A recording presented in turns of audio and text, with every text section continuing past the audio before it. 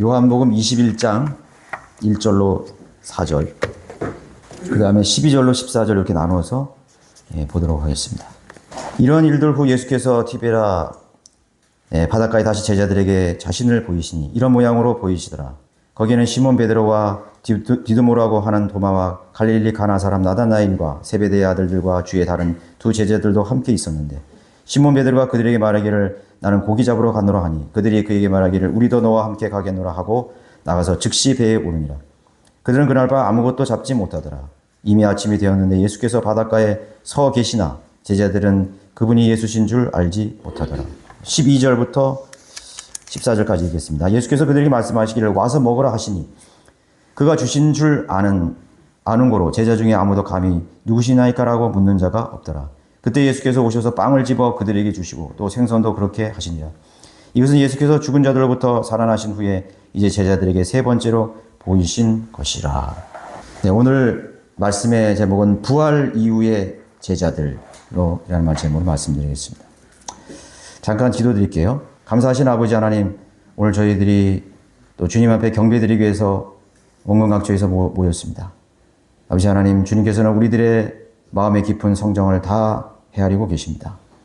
그 무엇보다도 이 시간은 또 우리 마음이 주님을 향해 있기를 원합니다. 우리의 마음은 공허하고 또 메말라 있습니다.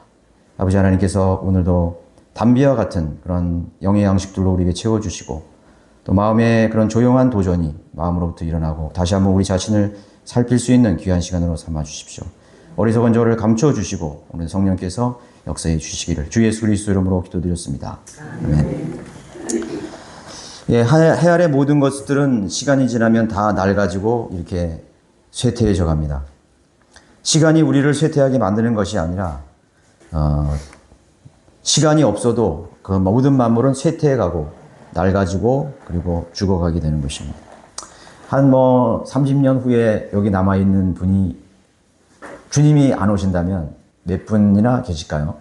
그래도 좀 우리가 순서가 없기 때문에 우리가 나이적으로 생각하면은 예상이 되죠. 내가 과연 30년 후에 여기 있을까?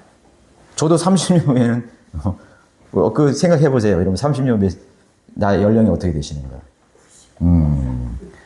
과연 내가 그때 이 자리에 있을 것인가? 물론 우리가 하나님 나라 주님 만나러 가는 게 우리가 소망이죠. 그러나 우리가 육신은 잠깐입니다. 잠깐이에요. 행복한 일이었든지 불행한 일이었든지 그 일들, 그 사건, 그 만남은 한 사람의 일생에 지대한 영향을 줄 수 있어요. 어떤 일생.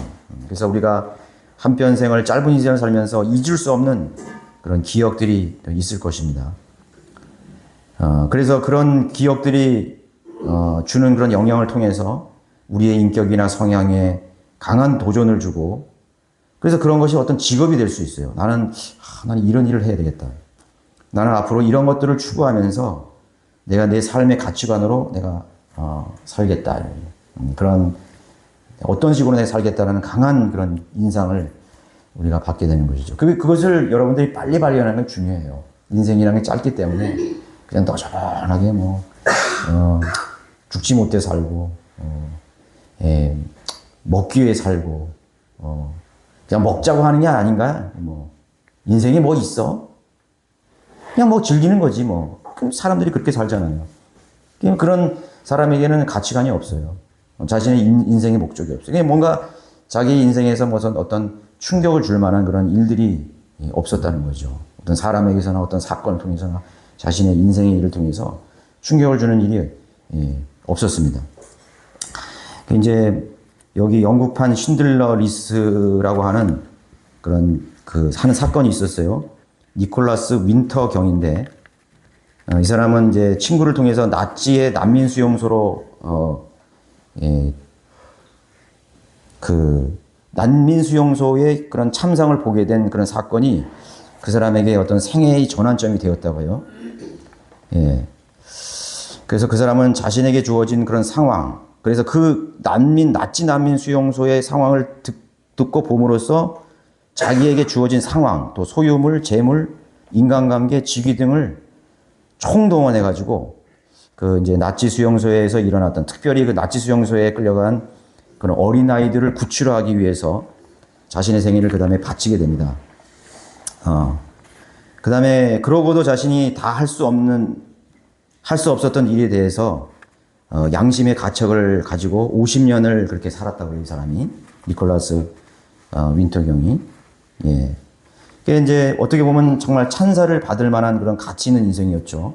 예, 그런 인생이었습니다. 그래서 이제 여기에 이제 신문 기사를 제가 하나 봤는데, 영국판 신들러 리스트 니콜라스 윈터경. 예. 어린이 660명을 구하고도 250명은 놓쳐 죄책감에 괴로워하며 50년이나 그걸 숨기고 살아왔던 것이죠.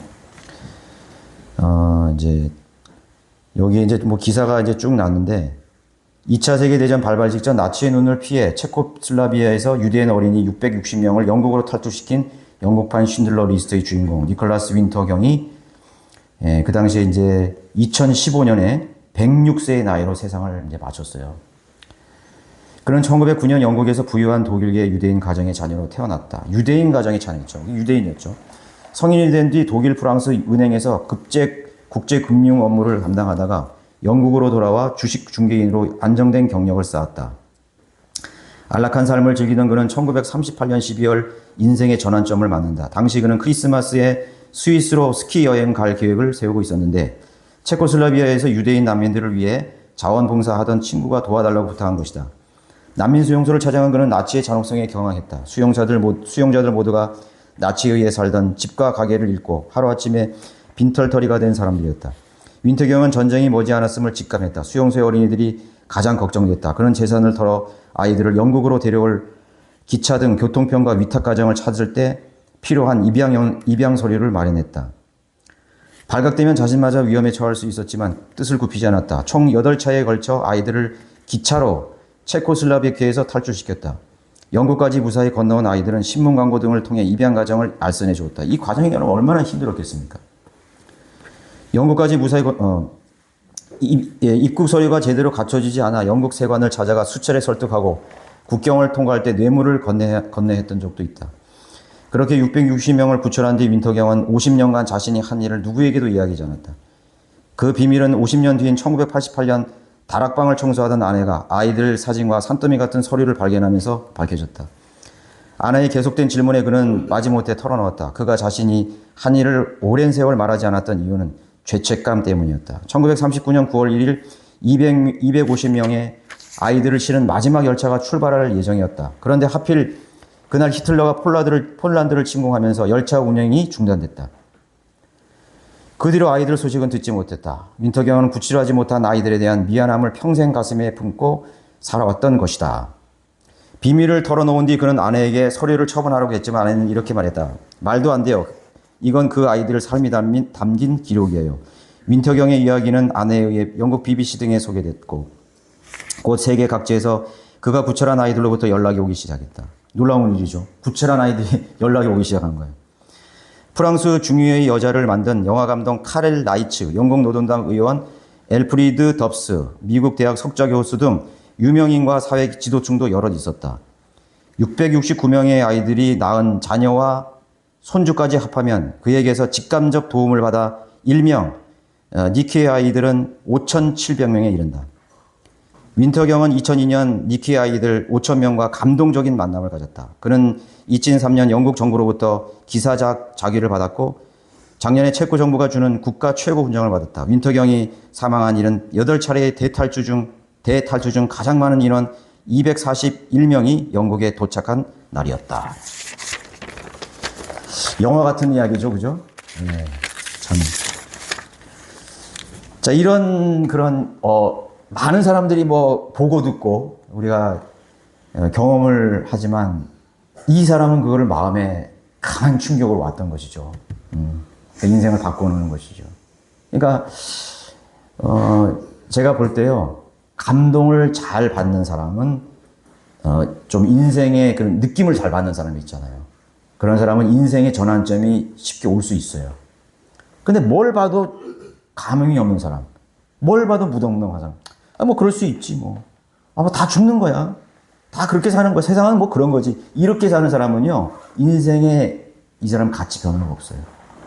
충격을 받아야 돼요. 뭐 여행을 갔다 뭘 봤는데 충격을 받았어. 저는 오늘 이것을 좀 빗대어서 우리는 우리 인생의 여러분들의 인생, 그리스도의 인생에서 인생의 그런 가치관을 바꿀 수 있는 그런 사건이 있었는가요? 시몬 베드로를 비롯한 이 제자들이 어떻게 예수님을 만났고 어떤 인상을 받았습니까? 어떤 이유로 예수님의 제자가 되기로 했습니까? 오늘 읽은 이 본문의 일과 동일한 사건으로 예수 그리스도를 알았던 것이죠. 충격인 것이. 그래서 예수님께서 이 세상에 오셨을 때 제자들을 부르셨잖아요. 너는 사람을 낚는 어부가 되리라. 3년 반의 삶을 함께 예수님과 했던 것입니다. 누가복음 5장 1절 10절에 사람을 낚는 어부로 부르신 그 주님의 명령에 순종한 그런 기록들이 나와 있습니다. 무엇을 그들로 하여금 기꺼이 그물을 던져버리고요. 버리고 어선을 놔두고 생업을 거안두고 예수님을 따르기로 결단을 내렸을까요? 그러니까 그거는 바로 그들의 생업, 그들의 현실의 문제를 놀랍게 해결하시는 능력을 보았기 때문인 거예요. 그러니까 오늘 그거를 재현해 주시는 거예요. 과거 3년 그 이전의 상황을 다시 재현해 주는 거예요. 근데 제자들은 그걸 몰랐어요. 너희들이 그 3년 반 전에 너희들이 나의 제자가 되었던 그 사건이 뭐냐. 그걸 다시 보여주는 거예요. 생업의 일을 해결해 줄 수 있는, 현실의 문제를 해결해 줄 수 있는 그 예수 그리스도의 기적 같은 그런 능력을 보고 예수님을 3년 반 따르게 된 것이죠. 그래서 그분만을 따른다면은 자신들의 인생의 문제들은 문제가 될 것이 없다 이거죠. 그런 믿음으로 따랐던 것입니다. 또 사건에서 보여준 생생한 증거들을 통해서 주님의 그런 제자가 되기로 했습니다. 그러나 그런 선택과 결단은 절대로 잘못되지 않았어요.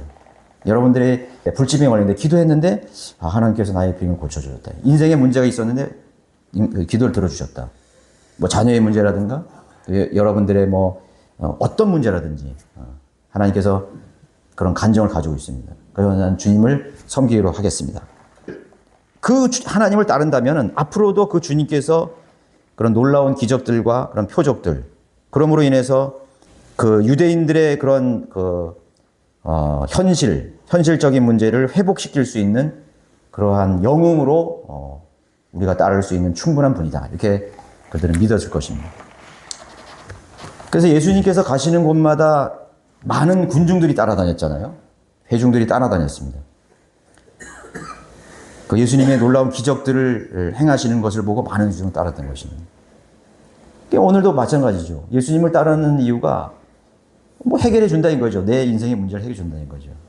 그래서 자신들이 주님의 제자가 된 사실을 다른 사람들과 좀 특별한 그러한 특권 의식에 이렇게 사로잡힐 수도 있어요. 제자들이. 우리도 마찬가지죠. 다르지 않습니다. 좀 남들보다 좀 높은 지위, 남들보다 다른 재능, 집, 차, 다른 직업을 갖는 것을 통해서 차별된 의식을 갖게 마련하는 것이. 우리가 다른 못 사는 나라에 가면은 내가 한국인이다 이거죠. 내가 좀 그 사람보다 좀 높다 이거죠. 나는 한국 시민이다. 그럼 우월의식이 생기는. 어떤 사람은 나는 50평짜리 아파트에 산다. 맨션에 산다. 우월의식이 돼. 나는 좀 아주 멋진 차를 탄다 이거죠. 우월의식이. 그런 멋에 사는 사람들이 다 사는 거예요. 이 제자들도 매반 그런 차원과는 다르지 않았을 거예요. 예수님 앞으로 어린이들이 왔을 때 막 꾸짖습니다. 너 여기 오지 마. 너희들 와서는 안 되는 자리에. 5천 명의 군중들을 이제 막 예수님께서 먹이실 때 마치 교관이 된 사람처럼 훈련병을 다루듯이 소리치면서 야 질서를 좀 지켜. 이렇게 앉으란 말이야. 이렇게 오하열을 서란 말이야. 막 그렇게 소리 지르고 했을 거예요. 이런 기독교들을 보면은요, 이 목사들이 굉장한 특권 의식을 가지고 있더라고요. 자기가 대단한 것처럼 말이죠. 장로들도 그렇고 권사 다 마찬가지예요. 그런 의식들이 있어요. 하나의 계급이 되어버린 거지. 말하는 것과 그 사람의 그 행동에서 그대로 나타나요. 그대로 나타난다고. 자기가 무슨 좀 학위가 있으면 넘보지 못할 그런 성역같이 그렇게 느끼게 만드는 것입니다. 그 제자들 그렇게 마찬가지예요. 그러면서 자기는 주님의 종이다 했죠. 하나님을 따른다. 그렇게 가고 있는 것입니다. 그래서 다른 사람들이 따라갈 수 없는 곳까지 자신들은 동행할 수 있다는 그런 특권 의식. 이 주님이라면 가는데 막힘이 없어. 그냥 파죽지세로 그냥 어떤 문제든지 주님을 따르는 건 우리 성경에 있는 그리스도인의 믿음은 그게 아니에요. 주님이 이 세상에 살 때 주님이 가시는 길이면 거침이 없이 믿음으로 모든 것을 난 갈 수 있다. 그 믿음으로 갈 수 있는 간다는 그 믿음에는 부정적인 믿음이 아니에요. 긍정적인 믿음이라고. 무엇이든지 된다 이거죠. 무엇이든지 할 수 있다. 긍정이에요. 거긴 부정이 없어요.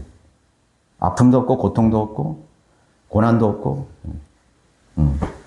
그들이 말하는 그런 고난은 무엇일까요? 그건 자기 신이 견딜 만한 고난이에요. 극복할 수 있는 고난이에요. 육신적으로 극복할 수 있는 고난이라고. 그 사람들은 모든 것이 다 있기 때문에. 예, 하나님이 날 축복해 주시고 건강도 주시고 재물도 주시고 교회도 크게 하고 세력도 좋다요. 예. 그래서 그들은 그렇게 주님을 따르는 것입니다. 그 제자들이 그랬습니다. 그 공생애 동안. 그래서 예수님께서 그 정말로 그 유대인들에게 가장 큰 인기와 환호성을 받았던 그런 피크, 정점이 예루살렘 도성에 입성하실 때, 호산나 다윗의 자손이 우리의 왕이라 그러면서 자리를 폈습니다. 나귀를 타시는 그 주님께 소리쳤습니다. 야, 이렇게 많은 군용들이 모였구나. 이제는 우리도 한 자리 하겠구나. 이렇게 기대에 제자들은 부풀어 있었던 것이죠. 그러나 불행하게도 제자들의 그런 부푼 기대와 특권 의식은 6월절 며칠을 앞두고 다 수포로 돌아가 허물어지기 시작합니다. 예수님이 이상한 말씀하시는 거예요. 약해지기 시작해요. 나는 이제 곧 죽는다. 나는 죽기 위해서 왔다. 그리고 그 예수님은 더 이상 그 전에 보여주셨던 그런 당당한 모습이 없어지는 거예요. 뭐 기적도 표적도 그런 게 없어지는 거예요. 무엇도 보여줄 수 없는 가장 실망스러운 그런 현실로 이렇게 점점점 내려가죠. 결국은 로마 병사들에게 아무런 저항 없이 그날 밤 잡혀가시는 그날이 그 충격전 일이 벌어집니다. 그들은 거기 다 도망쳤습니다. 자기 옷도 어떤 제자는 자기 옷도 벗어진지 모르고 다 갔습니다. 내가 주님 끝까지 내가 죽는 순간까지 내가 주님을 따라가겠습니다. 심지어 시몬 베드로는 그 용기 충천한 그런 답력을 가진 그런 뱃사나이가 쥐구멍에도 들어갈 만한 그런 비굴한 모습으로 그 소녀 종 앞에서 예수님의 제자라고 말은 제자라고 했는데 예수님 제자였습니까? 그들이 과연 예수님의 제자입니까? 제자이긴 제자였지만 주님께서 원하시던 제자의 모습은 아니었던 것이죠. 그들은 정말 예수님을 따르는 사람들이 아니었습니다. 예수님께서 행하시는 일들에 매료됐기 때문에 답니다. 예수님에 대해서 매료된 사람, 현실의 문제에 대해서 매료된 사람, 해결해주는 예수님의 모습에 매료된 사람, 그 매료된 예수님을 멋진 예수님만을 보고 갔던 것이죠. 무엇든지 기도에 응답해 주시는, 현실의 문제에 대해서 기도에 응답해 주시는 그 예수님을 보고 따라갔던 것이죠. 그들은 지상에서 가장 훌륭한 선생님이었기 때문에 그들 따랐습니다. 멋진 말을 한다. 산상수훈을 얘기하시고 이 세상에 들어보지 못한 기가 막힌 그런 일들을 얘기하신다. 영웅을 쫓았던 것이죠. 세상의 왕을 쫓았던 것이죠. 세상의 신을 세상적인 신을 기대했던 것이죠.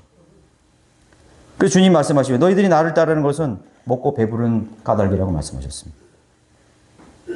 이제 예수님은 십자가에 돌아가셔서 사라져 버렸어요.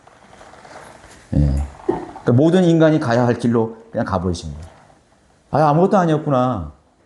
아무것도 아니었구나. 우리가 가는 길을 그대로 가시는구나. 예수님도 한계에 부딪히면 어쩔 수 없구나. 죽음으로 가셨던 것입니다. 그래서 예수님께서 십자가에 죽으셨을 때 그들은 그렇게 좌절했고 낙담하고 있었던 것이죠. 거기까지, 그 시점까지 제자들은 예수님의 진정한 모습을 보지 못하는 것이죠. 예수님이 누군지 모르는 겁니다. 우리는 이런 차원에서 자신이 진리를 알았다고 할 수 있습니다. 이런 차원에서 진리를 알았다고 할 수 있습니다. 그러나 그것은 대단한 착각이요 오해였던 것입니다. 그들은 변화되긴 변화됐는데 반만 변화된 것입니다. 반만 변화된 것은 변화된 게 아니에요. 여전히 변화되지 못하는 그런 생을 살아가고 있었던 거죠. 자, 우리가 성령대로 믿는 그리스도인이 되었다고? 그래서 우리는 성령대로 믿는 교회의 회원으로 그리고 이 자리에 출석하면서 여전히 특권 의식에 사로잡힐 수가 있어요. 나는 성령대로 믿는 사람이다. 그러니까 누가 그런 특권 의식을 주었을까요? 누가 여러분들에게 나는 최소한 그들보다는 다르다는 생각을 넣어주셨을까요? 저도 그런 생각을 할 때가 있었습니다. 나는 그런 사람보다 더 많이 알고 나는 이제 좀 다른 사람이 되었다. 변화되지 못한 사람은 반쪽짜리 신자예요. 반쪽. 덜 익은 빵을 여러분 먹을 수 있겠습니까? 뒤집혀지지 않는 빵을 반죽을 여러분 먹을 수 있겠어요? 많은 사람들이 그런 상태로 지금 교회에 이 자리에 앉아 있고 성경에 있는 그리스도인, 난 그리스도인이라고 말하는 것입니다. 예수 그리스도를 따른다고 말하죠. 믿는다고 말하는 하지만 믿고 따르는 것이 아니라는 걸 하나님 잘 알고 계세요. 그런 사람은 성경을 봐도 반만 보여요. 반만. 자기가 보고 싶어 하는 것만 보고 찾고 싶어 하는 것만 찾아내는 거예요. 진리를 발견했다 이거. 좋아하는 거예요. 내가 이거 원했던 이 진리야. 말하는 것입니다. 그걸 선택하기 좋아하는 거예요. 그런 설교를 듣기 좋아하는 거예요. 예, 그런 사람은 진리에 눈뜬 것이 아니라 눈뜰 뻔한 사람, 눈뜬 척하는 했을 뿐인 것입니다. 그래서 하나님께서는 그런 걸 너무나 잘 알고 계시죠. 반쪽짜리 설교가예요. 반쪽짜리 목회자예요. 맨날 그런 것만 추구합니다. 네. 야, 주님을 믿으니까 오늘 강성한 교회가 돼야 돼. 저는 그렇게 생각하지 않아요. 그건 반쪽짜리. 사람들이 많이 모여서 강성한 교회가 된다. 아니요. 반대가 될 수 있어요. 하나님의 뜻은 반대가 될 수 있어요. 나를 어떤 자리로 인도하실지에 대해서 모든 가능성이 있다는 거 알아야 돼요.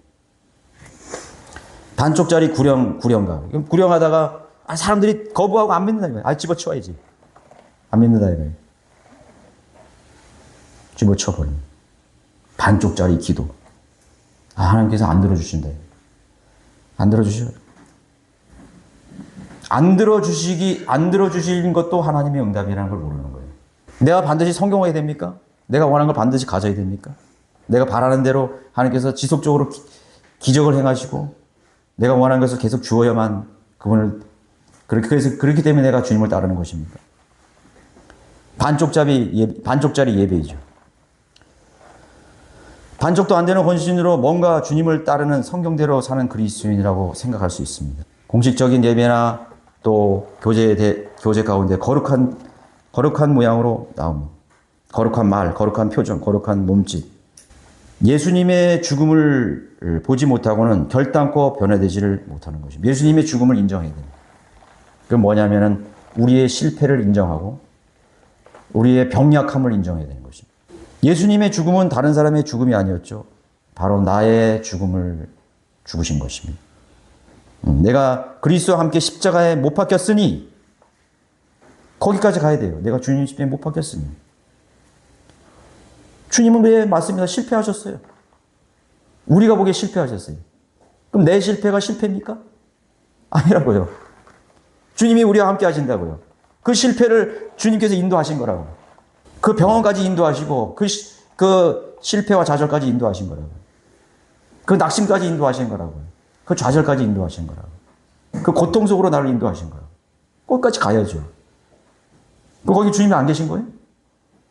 내가 원하지 않는 상황이 벌어졌다고 해서 거기 주님이 안 계신 것입니까? 아니라고. 나를 거기까지 인도하신 거라고. 제자들은 거기까지 가지 못했어요. 거기까지 따라가지 못했어요.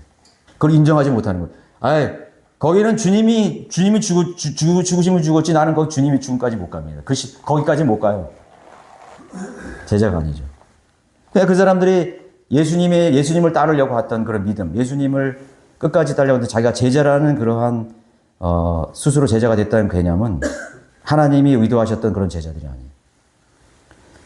그들이 정해놓은 기준이 있었던 것이죠. 예수님은 십자가에서 다 사라지셨습니다. 그분의 행적, 그분의 과거에 했던 것이 다 사라졌습니다. 그래서 완전한 오해죠, 착각이죠. 그 제자들이 그 사건을 계기로 해서 그 갈보리 십자가의 사건을 통해서 반쪽짜리도 안 되는 그런 믿음과 자신들의 그런 신앙을 이제 그게 허구였다는 걸 벗어 던지기 시작했죠. 그런 믿음은 하나님이 원하시거나 필요로 하는 믿음이 아니었다는 것이에요. 예수님이 십자가 전까지 했던 그런 것을만을 보고 했던 그 신앙은 하나님 원하시는 것이 아니에요. 여러분 은사주의자들을 가보세요. 거기는 실패라는 것을 언급할 수가 없습니다. 질병을 언급할 수 없어요. 감히 하나님이 나를 질병을 주셔? 나를 고통에 넣어주셔? 나를 실패 속으로 나를 넣어주셔? 그런 하나님이 인정하지 않는 거예요. 절대로 나의 하나님이 될 수 없지. 교회가 초라해지고 교회 사역이 줄어들어? 인정할 수가 없는 거예요. 여러분 역사 속에서 얼마나 많은 교회들이 핍박을 당했습니다. 만약 그 사람들이 그거를 인정할 수 없었을까요? 인정했어요.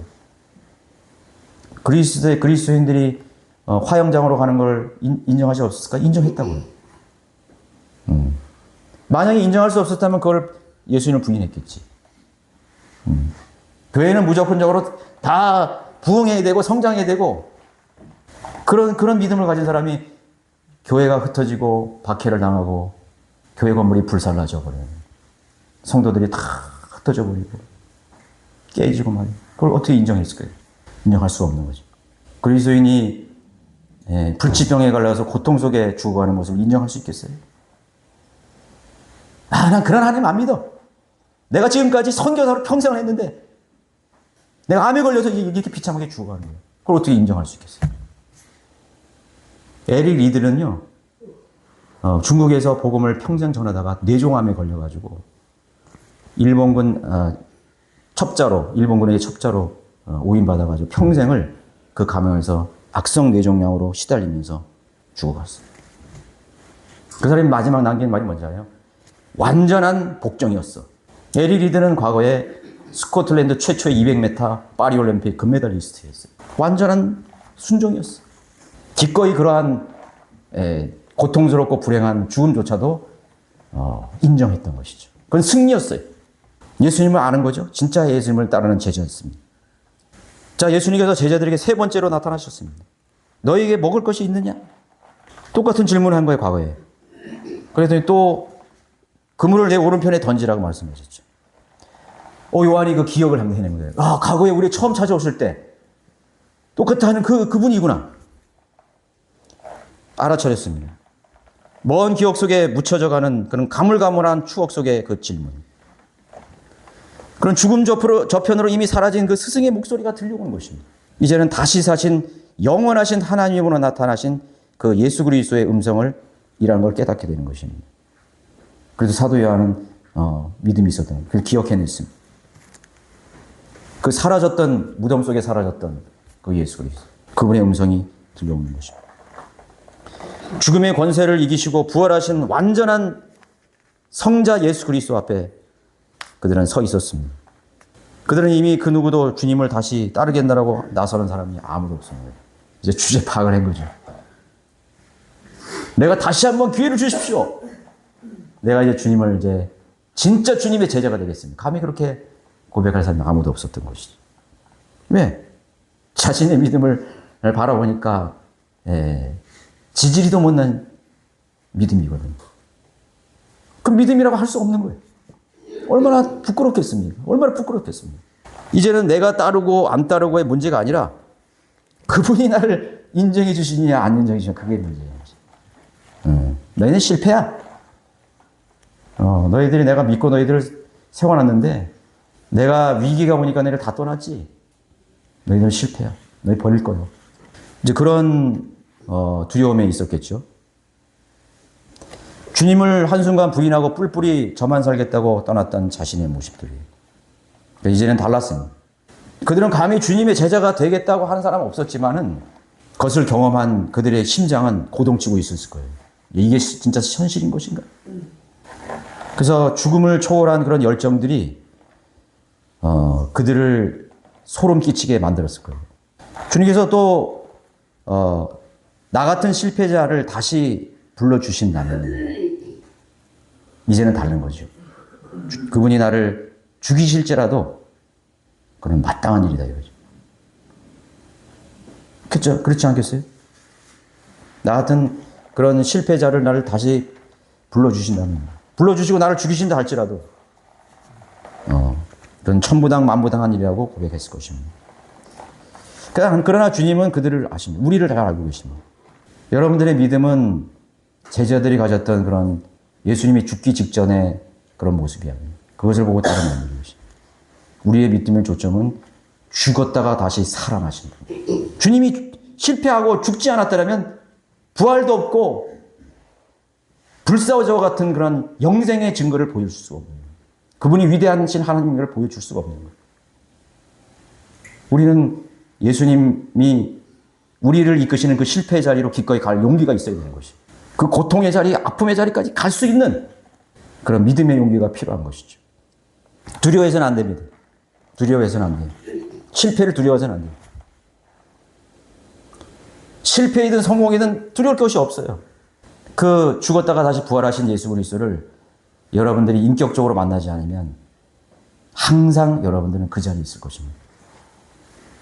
그 자리에. 저 세상에 그런 이교도나 미신을 믿는 사람들의 신앙과 똑같아요. 비나이다 정할 수도 없고. 오늘도 많은 그리스도인들이 성경내에 믿는 그리스도인들이 앉아서 교제를 하면 맨 그런 소리만 하는 거예요. 제 마음이 너무 답답한 거죠. 그 사람들이 그걸 뭐 간증이라고 하는데 제가 복 받으셨네 이렇게 해야지. 그게 아닙니다, 형제님. 그게 아닙니다, 자매님. 그렇게 말할 수가 없어요. 그 문제를 놓고 기도해달라는데 기도해달라는데 기도해주겠다 그래야 되는데 아닙니다. 그렇게 기도 안 하겠죠. 그렇게 할 수 없어요.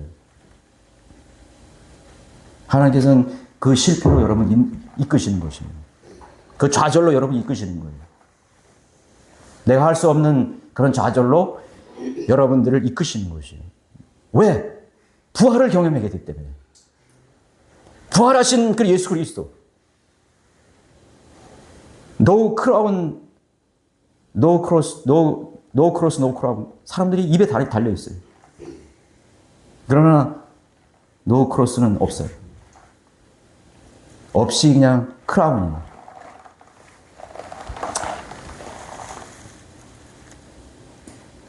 착각 속에 사는 것이죠. 하나님을 여러분 경험한다는 얘기죠. 체험한다 얘기죠. 체험이 어떤 체험입니까? 성령 체험해가지고 불같은 그런 느낌을 가지고 무엇인지 입고 담은 하나님께서 만사형통하게 하는 그런 체험을 말하는 게 아니에요. 죽음을 체험하는 것이죠. 고통을 체험하는, 아픔을 체험하는 거예요. 진정한 승리자로 만들기 위해서. 진정한 승리. 여러분들이 하나님을 섬기는 진짜 모습은 어디 있냐? 불 속에서 섬기는 모습을 원하시는 것입니다. 고통 속에서 주는 나의 하나님이요. 나의 구원이시요. 응? 나의 영원한 산성이십니다라고 고백하는 그 믿음을 보고 계신 거예요. 보고 싶어 하신 것입니다. 여러분 최고의 자리에서 돈벼락 속에서 하나님을 찬양하지 못할 사람이 어디 있겠어요? 건강하고 내가 다 원하는 대로 기도에 응답되고 내가 갔더니 모든 사람들이 아멘하고 예수를 시인하고 복음을 받아들이는 할렐루야 아멘 못할 사람이 어디 있어요? 나의 진짜 모습은요. 다른 사람이 나를 욕할 때 기분 나빠. 저거 마귀 자신인데. 빨리 죽어야 되는데 하나님 저런 거 왜 가만히 놔두시오? 그때 쭉 보시는 거예요. 그때 그 사랑을 보시는 거예요. 나 사랑이 없구나. 엎드려야죠. 엎드려야죠. 야, 내가 아무리 고함을 치고 아무리 전도를 지진다고 나와서 아무 반응이 없구나. 썰렁하구나. 다 냉정하구나. 그때 보시는 거예요. 그때 보시는 거. 아예 그것도 하지 않은 사람이 있죠. 아직 그저 신뢰하는 사람이에요. 아직 주님 모르는 거. 모르는 것이죠. 주님은 그때 자신을 보여주시려고 했던 거죠. 이제 내가 보이느냐? 이제 내가 보이느냐? 너희들이 그런 고통과 두려움과 그런 비굴한 자아를 발견한 후에 그리고 그날 아침 내가 보이느냐 이제? 내가 보이냐 이거? 내가 왜 죽었는지 너희들 아느냐? 너희를 향한 나를 이 지상에 보내신 아버지의 사랑이 보이느냐? 주님은 누구십니까? 라고 묻는 자가 없었습니다. 그래서 하나님의 사랑을 의심해? 그의 인도하심을 의심합니까? 그분이 나를 고치시고 변화시키시고 거룩한 일에 합당한 이런 인격체로 새롭게 받으시는을 여러분 확인하지 못하십니까? 그걸 극복할 마지막 스텝을 극복하지 못합니다. 또 미끄러져 내려갑니다. 그 고지를 점령해야 되는데 그 고지만 점령하면 주님이 부활하신 주님이 보이셔요. 여기 보이시죠? 이 무덤을 극복하지 못하는 거예요. 이 고통을 극복하지 못하는 거예요. 이 한계를 극복하지 못하는 거예요. 계속 그런 수준의 믿음이 있는 것이죠. 진정한 간증은요, 가장 고통스러운 자리에서 주님을 높이는 것입니다. 이게 진짜 믿음입니다. 하나님 내 기도를 들어주십니다. 간증하죠? 아니에요. 그건 반쪽짜리 간증이라고.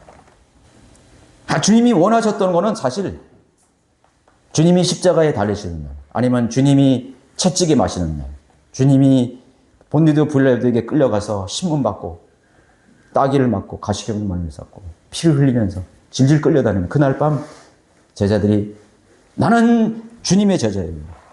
나도 같이 죽겠습니다. 그것을 원했던 것이죠. 그러나 인간은 그렇게 안 돼요. 절대로 그렇게 되지 않아요. 그래서 주님은 죽음 위에 다시 나타나신 것입니다. 의심하지 않았습니다.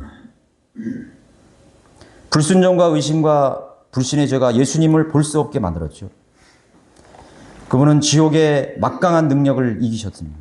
그럼 무덤에서 살아나셨어요. 사망의 권사자인 마귀와 겨루어 승리하셨습니다. 그리고 그들의 세력에서 구출해내신 거죠. 그 구약의 성도들 구출이 무덤이 터졌어요. 구약의 성도들이 다 일어났어요. 천열매가 되셨죠. 자, 주님이 주님의 제자들이 자신의 남은 생애를, 그것을 목격한 그의 주님의 제자들이 남은 생애를 주님께 죽음으로 드릴 수 있던 이유가 무엇입니까? 12 제자들이 나중에 다 순교했죠. 처참하게 다 순교당했어요. 그렇게 비겁하던 제자들이 뭐가 그렇게 변했겠어요? 물고기가 많이 150마리나 잡혔기 때문에 이제 주님이 또 기적을 이루시구나. 그건 맨 똑같은 기분이에요. 야, 그때처럼 이제 기적을 일으키셔가지고 주님이 물고기가 없는 곳에 이 생활의 문제를 해결해 주셨거든요. 맨날 쳇바퀴 도는 거예요. 안 되면 심으로 가고, 안 되면 비관하고. 기도도 안 해요. 하나님 찬양하지도 않아요. 하나님 난 예배 드릴 마음도 없어요. 그들이 물고기를 잡게 해줬기 때문에 다시 주님을 따르기로 한 것이 아니에요. 천지만물을 창조하신 위대하신 하나님을 확인했기 때문에 그런 것입니다. 그들이 어떤 기적을 바랬을까요? 그들이 기도 제목이 먼저 박혔을 거야. 야, 이게 문제 아니구나. 물고기가 문제가 아니야. 먹고 사는 문제가 문제가 아니구나. 내 생활에 있는 문제, 내 삶의 문제가 아니구나. 하나님은 여호와 일이기 때문에 여러분들의 필요를 다 알고 계셔요. 다 알고 계신다고. 여러분들이 기도 안 해도 하나님이 필요를 다 채워주신다고. 근데 우리가 기도해야 될 건 안 해요. 여러분들이 정말 기도해야 될 것은 내 인생에 불같은 시련이 와도 그 불을 통과할 수 있는 능력을 주십시오, 하나님. 그것을 기도해야 된다고요. 하나님, 내가 불치병에 걸려도 내가 주님을 높이고 주님께 여전히 경배할 수 있는, 흔들리지 않는 믿음으로 살 수 있도록 위해서 기도해야 된다고요. 여러분의 인생에 그런 문제가 없을 거라고요? 여러분들의 자녀에 그런 문제가 없을 것이라고요? 떠날 수 있어요. 가정이 깨질 수 있어요. 그러나 내가 여전히 주님 앞에 서 있을 수 있도록 해주십시오. 그게 기도 제목이지. 교회가 다 산산조각이 나도 내가 여전히 주님을 찬양하고 이 사회가 공산화되고 복음을 박해하는 그런 시대가 오고 감옥에 갇혀있는 시대가 와도 내가 여전히 그 자리에 서서 설교하고 전도지를 나누고 복음을 외칠 수 있는 그런 담력을 달라고. 그것이 기도 제목. 너희는 모든 일에 감사하라 했잖아요. 아무것도 염려하지 말고 불평하지 말고. 그것을 위해 기도해야 됩니다. 어떻게 보면 여러분들이 현실적인 기도의 응답은 여러분들의 믿음을 더 황폐화시킬 수 있다는 것을 알아야 돼요.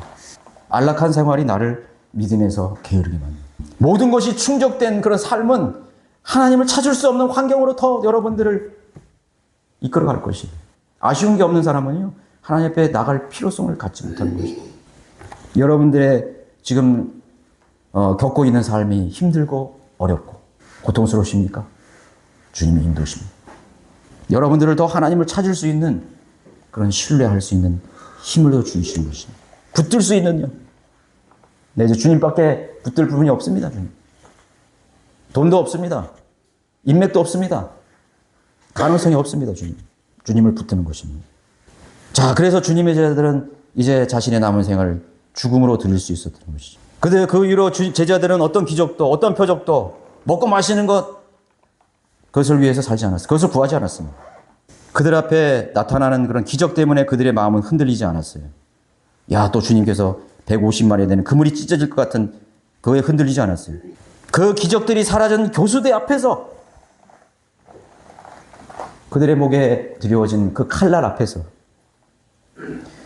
울부짖는 그런 콜로세움의 사자들이 달려드는 그런 맹수 앞에서도 결코 그들은 두려워하거나 비굴하거나 흔들리지 않아. 그들의 믿음은 흔들리지 않았습니다. 하나님, 저 사자의 입을 좀 막아주십시오. 무섭습니다. 거기 흔들리지 않았어요. 다 모든 기적이 사라지고 모든 표적이 사라지고 여기는 정말 하나님이 없다. 여기 하나님 어디 계십니까? 할 수밖에 없는 그런 처절한 상황 속에서 흔들리지 않는 굳건한 믿음, 비굴하지 않은 믿음, 무엇이 그들을 굳건히 서 있게, 어떤 요동도 없이 굳건하게 서 있을 수 있는 능력을 주셨을까요? 주님은 죽음에서 다시 부활하셨대요. 우리는 살아계신, 오늘도 살아계신 하나님을 우리는 경배하는 자들이에요. 죽음에서 부활하신 분, 그분의 약속을 붙들었던 것이죠. 가장 처절한 그런 상황 속에서도 여전히 주님을 바라볼 수 있는 믿음의 담력을 가질 수 있게 했던 것입니다. 힘인 것입니다. 그것이 필요합니다. 저는 그런 사람을 보고 싶습니다. 그 아프리카의 어떤 선교사가 그랬다 그러잖아요. 그 선교사는 맨날 만나면 저 멀리서 보면 Praise the Lord! 주님을 찬양합니다. 또 뭐 만나면 Praise the Lord! 야, 이 선교사님 아주 뭐 믿음이 좋으시네. 늘 그렇게 사는 사람이 믿음이 좋으시네. 근데 그 선교사가 어느 날 그 선교사에 일어난 일을 들었어요. 휴지 사람들이. 그 선교사의 아들이, 어린 아들이 그 풍토병으로 죽었다는 소리를 들었어요. 이제 선교사님 만나면 위로해 줘야지. 어떤 청년이 시장 저 멀리서 그 선교사가 걸어오고 있더니 아들이 죽었는데 슬퍼하지 않을 선교사가 어디 있어요? 제 아무리 그랬는데. 근데 그 선교사가 멀리서 눈이 딱 맞춰 얼굴이 밝아지면서 Praise the Lord! 그게 믿음입니다. 주님을 찬양하는 것이. 슬프든지 기쁘든지 우리는 주님을 높이는 그런 자리에 있어야 되는 거죠. 하나님께서 이스라엘에 뭐라고 했어요? 내가 너희들의 민족을 세우는 것은, 그러니까 다시 올 때까지 나 주 하나님을 찬양케 하기 위해서 너희를 세웠다. 그 예루살렘에서 나를 찬양하는 찬양의 소리가 끊이지 않게 하라. 그걸 바라셨어요. 하나님 우리를 버리시지 않는다. 여러분들이 가장 낮은 자리에 있고 가장 힘든 자리에 있어도 여러분 버리신 거 아니에요. 위대하신 하나님을 다시 바라볼 수 있게 하는 능력을 주시기 위해서, 그 믿음을 주시기 위해서, 불이 활활 타는 그런 용광로 같은 화영석에서 그들은 부활하신 주님을 바라본 거예요. 스데반이 돌에 맞으면서 고통스러운 자리에서 주님이 재림하시려고 하는 주님이 서시는 우리 주님을 바라본 거예요. 우리는 이교도의 믿음이 아니라는 거 알아야 돼요, 여러분. 신념이 아니에요. 우리 마음속으로 만들어낸 신념이 아니라고. 우리 마음속으로 조작한 믿음이 아니라고. 역사 속에 죽었다가 다시 부활하신 위대하신 하나님. 지금 살아계신 하나님. 역사를 관장하신 하나님. 지금 세계 역사가 뒤죽박죽 돌아가지만 하나님의 섭리가 있다고. 하나님의 섭리가 있다고. 산천초목 모든 풀벌레들도 하나님의 종이라고 했어요. 하나님의 말씀으로 딱 정교하게 움직인다고. 하나라도 모순된 건 없어요. 모순처럼 보이지만 하나님께서 하시는 거예요. 하나님의 심판, 하나님의 놀라운 사랑과 또 도전과 촉구와 기회와 그걸 이 민족들에게 주시는 거예요. 오늘 이 전쟁도 마찬가지예요. 불평할 거 없어요. 마땅히 하나님께서 하실 것입니다. 우리가 하나님 말씀을 통해서 우리는 최악의 단계에서 나는 어떻게 할 것인가요? 여러분, 그 믿음을 위해서 구하는 것이 여러분 가장 중요한 믿음이에요. 내 생애의 가장 최악의 사건, 가장 낮은 자리에서 내가 어떤 모습으로 주님을 바라볼 것인가, 그것을 위해 기도하십시오. 여러분들이 모든 것을 다 잃어버린 순간에 내가 어떻게 주님을 바라볼 것인가, 이 세상의 가치관이 다 허물어지는 날에 내가 여전히 믿음의 가치관으로 그분을 바라보고 있을 것인가, 나는 어떤 모습으로 설 것인가, 그걸 생각하셔야 되는 것이에요. 떠날 것인가요? 좌절할 것인가요? 하나님을 부인할 것인가? 그렇게 여러분 주님을 바라보시고 사시는 여러분들이 되시기를 바라겠습니다. 모두 일어나시